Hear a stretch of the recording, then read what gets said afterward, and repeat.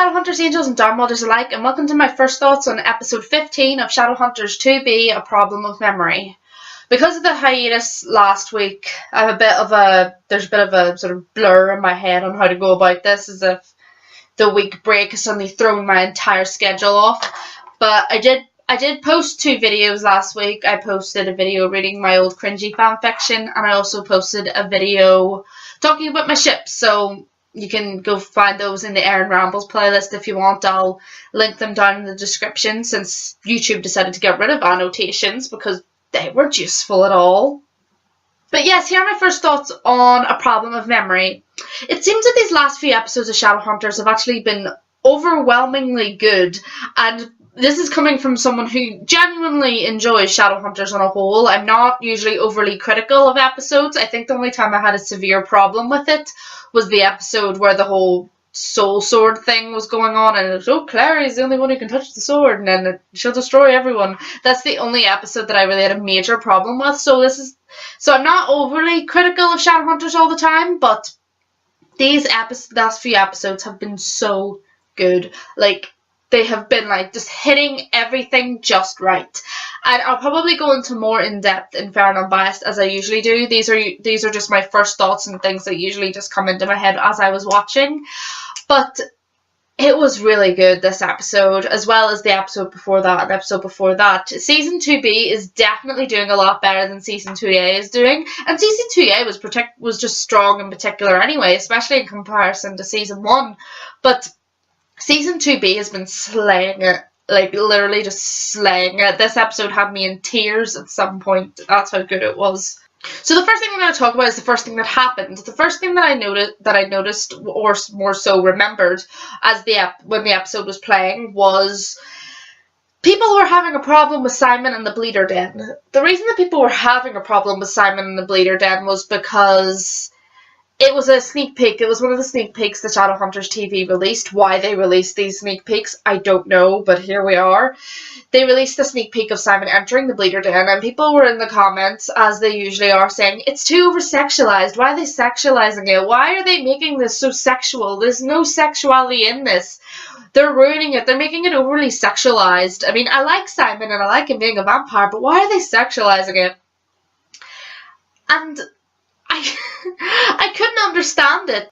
1, vampires feeding unwilling humans is not a new thing in vampire lore. I can name any vampire TV series or book where there was a community of willing humans who let vampires drink from them. Right off the top of my head, Moonlight comes to mind. It was a TV series back in 2006 or 7, and they called them fleshies, humans willing to let vampires drink from them. And so that's not new. For one thing, that is definitely not new, because that's something else. People were saying they're copying this idea from, I think it was Buffy they were saying that they were copying it from. And whether Buffy invented the idea or not, Shadowhunters is definitely not the first TV program since Buffy to use this idea, Moonlight being a prime example. So that doesn't make sense. But the sexualization question, the question of sexualization definitely is something that should be asked when it comes to this kind of situation, but it's an argument that I don't think really upholds itself, especially when it comes to vampires. Whether people like it or not, vampires feeding from anyone is a very easily sexualized situation, because it is very intimate, it is very personal, it is very exposing between 2 people, because exposing is a shit way of putting it, but I think you get what I'm saying here. It's just something that happens. You can't have someone feeding from someone else and not having it a bit sexualized in some way, and that's why they made the Bleeder Den like this. I'm not saying that every time Simon feeds from someone, he fed from Jace, for Christ's sake, and that wasn't sexualized. But what I mean is that if you're going to have an environment where there's loads of people who are addicted to venom, addicted to blood, all mixed in together, the idea of feeding being sexualized in general, in the first place, this entire area, this bleeding den, is obviously going to be a very sexually charged place. And it's not like they had Simon strip off and go and sexually drink from someone. When he was drinking from Heidi, it was very intimate, I will admit, but neither of them were stripping off, neither of them were in, like, their pants like some of them were at the den. It was more of a backdrop for where Simon was going. It wasn't like they were trying to sexualize Simon or sexualize the girl he was drinking from. It was just the area in general. It was talking about kind of like the underground vampire areas where humans know to come to drink from vampires. I don't understand people's problem with having a bit sexualized, because we're not 5 years old. I understand that I believe that there's a problem sometimes when the protagonists do something bad and it's not recognized as something bad, because I think that there are young people watching. But I don't think that there are people young enough not to understand that some things are going to be sexualized and some things aren't. If I was a kid and I saw Bleeder Den going in, I wouldn't have thought shit about it. Maybe there are kids that would, but I honestly don't think that worrying about things being over-sexualized, if you're worrying about children, is a problem. And if you just don't like it being sexualized, then for whatever reason it is that you have, tough. Tough, I'm sorry, because, like, this is what happens. This is the type of scenario that comes up in nearly every supernatural era with vampires. It's usually sexualized, and I'm sorry, there's nothing that can be done about it. Shadowhunters aren't the first people to introduce this idea of humans coming willingly to vampires. They're not the first people to come up with this idea of there being an environment that is very sexually charged with people feeding on each other. They're just not. This is not a program for little kids. Whether little kids watch it or not, that's up to them. This is a program for young adults and up. And where I feel like things such as the decisions of the characters can influence young adults, I really don't think that over-sexualization is really something that'll harm preteens. I mean, it's not like they were all stripping off and fucking right there on screen, if you know what I mean. Like, it's not... I just don't see the issue. Maybe that's just me, but I really don't see a problem in it. And I really thought that it was a good way to see how Simon was dealing with Clary, with the Clary shit. I thought that was a great way. Like, he was following Quinn wherever he took him. He was taking plasma. He was sort of heavily drinking, our equivalent of drinking alcohol. He was basically doing that. He was trying to drown his sorrows. And going to this bleeder den, which isn't exactly the most ethical of places to get your blood, it was all a product of Simon hurting, and I thought that was an excellent way of portraying it, and I really hope people see it that way now, instead of just seeing the sneak peek and going like, oh, well, that's over-sexualized, Shadowhunters are bad, they did this, they did that.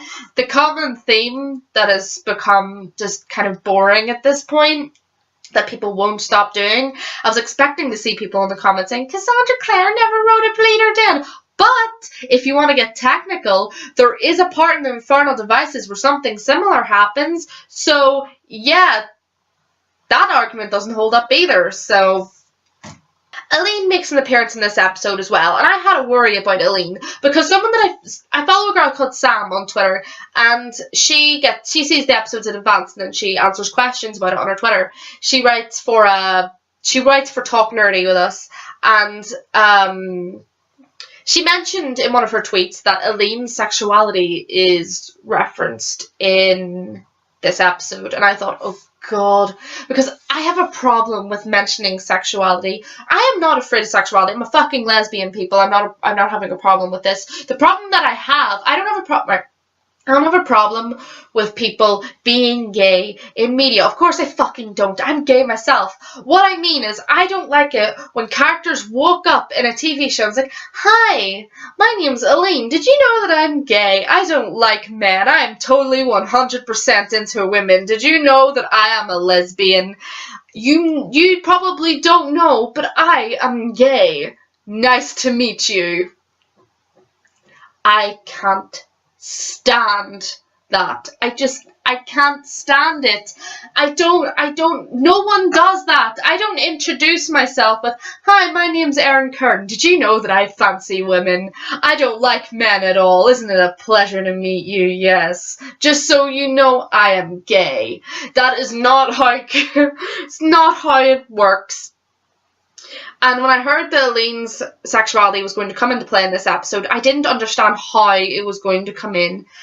And I like Aline. Aline, as well as Malik. Malik was my first gay relationship that I ever read. Aline was the first lesbian I ever read in young adult literature. And hearing that her sexuality was going to be mentioned in the first episode kind of made me cringe a bit, because I was like, oh god, they're just quickly getting this in so people know that, oh, she's gay, she's gay, she's gay, look, we got a lesbian in here. But it wasn't. It was nicely slipped in. I thought that it was going to be something like, oh, I like women, which would have just been like, why would you say that when you're just first coming into the institute? It makes no sense in this homophobic society. But that is not how it went. They actually put it in pretty naturally. Sebastian is trying to make it seem like he knows who Aline is, so he's just like, oh yeah, remember I hid that fact that you knew that you were dating that girl? It was so natural, and it worked well, and it was very fluid, and it didn't seem crammed in there. It didn't seem like it was just put in there so that people would know that Aline is gay and just immediately would just be like, oh, Shadowhunters got a lesbian now, there's that rep we need. Because for one thing, that would be a bit Cassandra Clare-esque. But they didn't, and I really liked it. And I was sitting watching the episode waiting for them to refer to the fact that Aline was gay, and I was sitting going, oh, and I was like, oh, it's actually alright.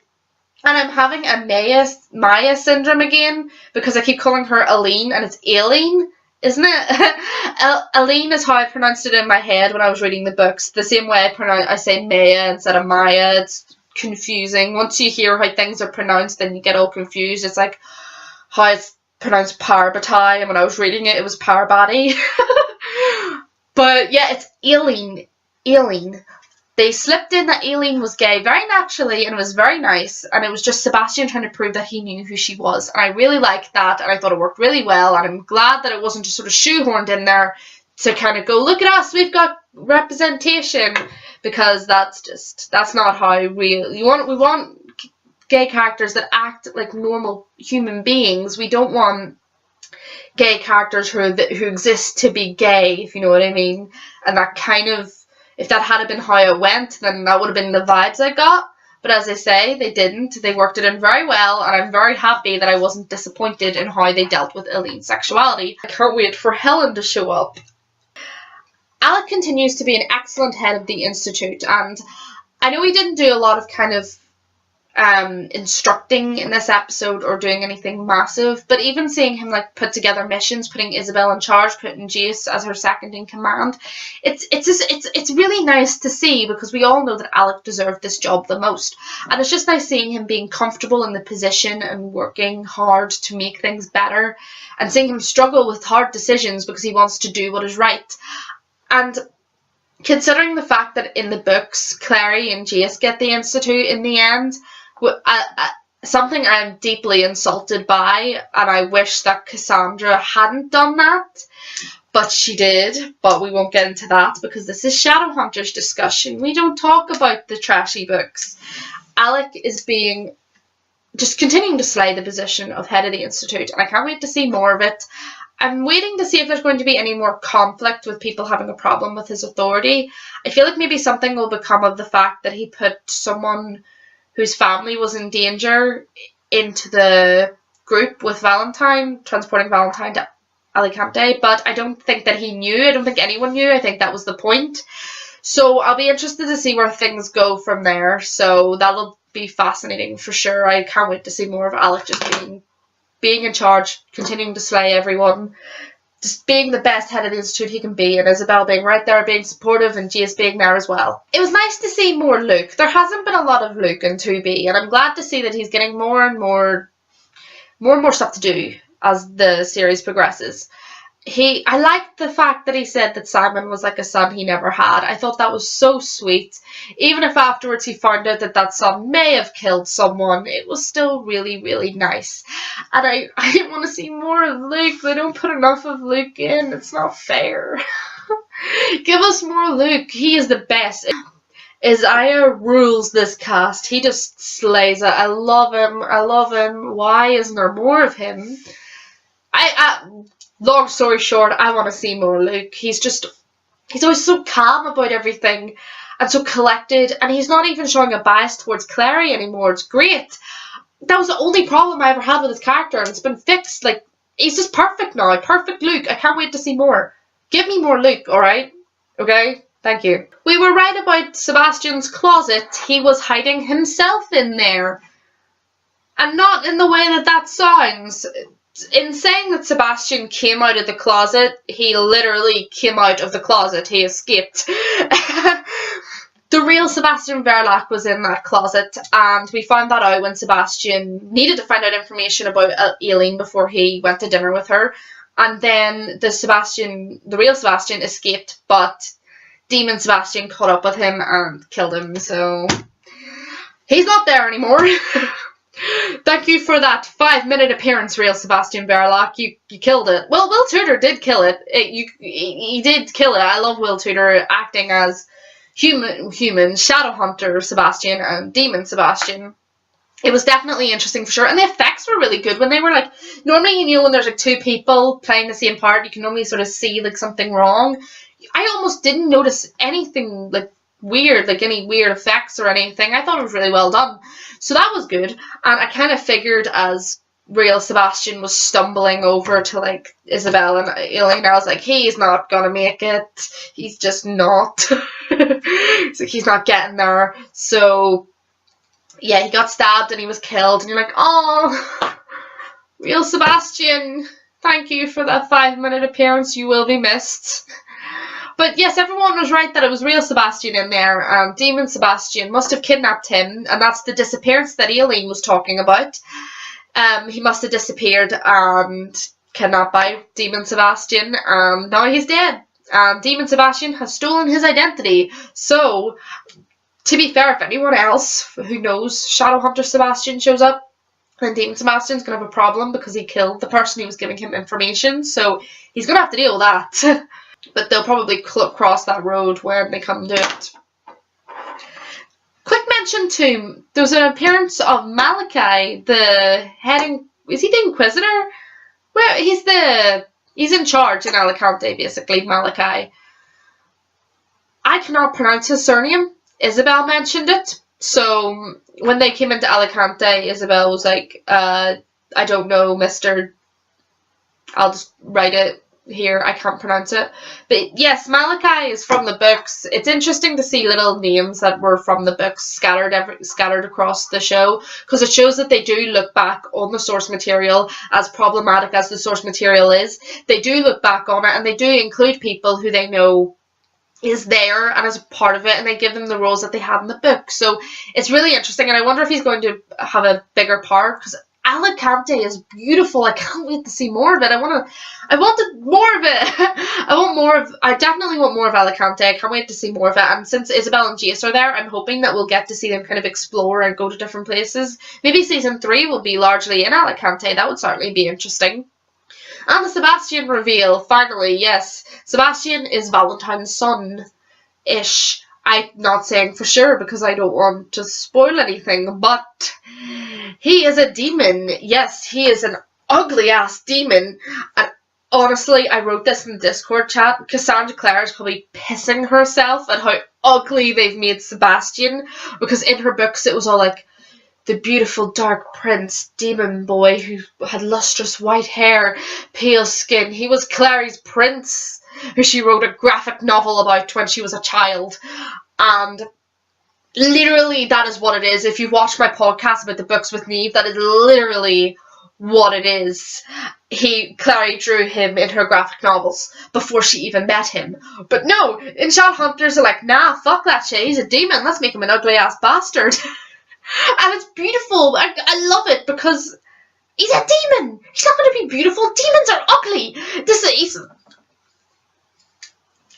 I have a problem with people romanticizing Sebastian, they romanticize him a lot from the books, and hopefully maybe the fact that he is not beautiful in the show will make it a lot harder for people to romanticize him. Will Tudor is a very attractive man, but maybe I'm hoping that knowing that there's that underneath will maybe put people off and go like, yeah, he's a bit of a bastard, if you know what I mean, because a lot of people used kind of the fact that he was pretty to be like, but he's misunderstood. Be like, no, he's really fucking not. Can you stop? And the more he does in the show, the more we will elaborate on that. Sebastian is a very problematic character in the books, and he is continuing to be very problematic in the show, but the best thing about the show is that they haven't made him pretty, so the fans aren't going to be fucking dumbasses like Cassandra Clare's little army of idiots, and being like, oh, but he's misunderstood, he's a pretty boy, he's just so attractive, I love him, he's nothing wrong, and I don't mind people liking villains.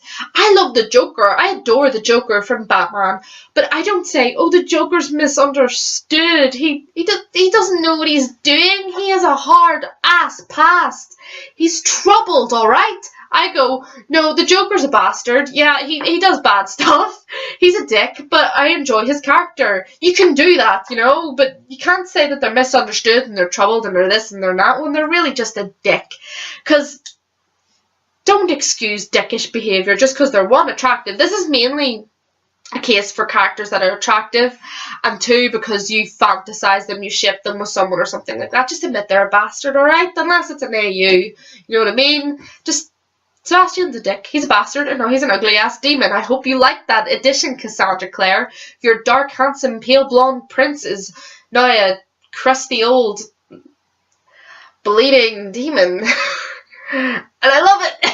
So in Fair and Unbiased, I'll be talking about Malik, I'll be talking about the Climbing, I'll be talking about Clace, a lot of ship stuff going on here. I'll be talking about Magnus's past for sure, and I'll be tying up loose ends on different bits and pieces that I missed out in this. So that's it for this week on First Thought, Shadowhunters, Angels and Dark Mothers alike. I'll see you on Friday for Fair and Unbiased. Comment anything I missed below, check out my other videos, follow me on social media. I've got an Instagram and Twitter, Facebook, blah blah blah, all that crap. And remember, pretty boys can still be bastards. Pretty dickish bastards.